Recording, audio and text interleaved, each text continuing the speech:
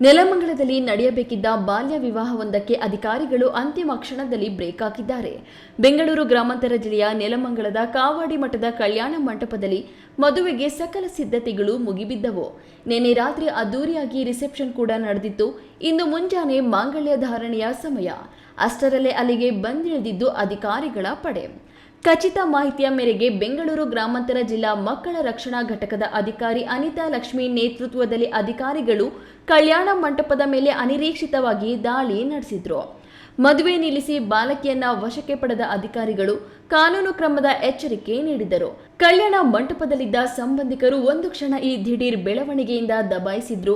ಅಧಿಕಾರಿಗಳು ಹಠ ಬಿಡದೆ ಬಾಲಕಿಯನ್ನ ಅಲ್ಲಿಂದ ಕರೆದೊಯ್ದರು. ಕಾನೂನು ಅರಿವಿನ ಕೊರತೆಯೋ ಅಥವಾ ಹಠವೋ ಗೊತ್ತಿಲ್ಲ. ಒಟ್ಟಿನಲ್ಲಿ ಅಂತಿಮ ಕ್ಷಣದಲ್ಲಿ ಬಾಲಕಿಯೊಬ್ಬಳು ಸಂಕೋಲೆಯಿಂದ ಪಾರಾಗಿದ್ದಾಳೆ. 18 ವರ್ಷ ತುಂಬುವ ಮುನ್ನ ಹೆಣ್ಣು ಮಕ್ಕಳಿಗೆ ಮದುವೆ ಮಾಡುವುದು ಶಿಕ್ಷಾರ್ಹ ಅಪರಾಧ ಎಂಬ ಅರಿವು ಪೋಷಕರಲ್ಲಿ ಬರಬೇಕಾಗಿದೆ. ರಾಮ್ ಪ್ರಸಾದ್ ಕೆಆರ್, ಈ ನ್ಯೂಸ್ ಟಿವಿ, ನೆಲಮಂಗಲ.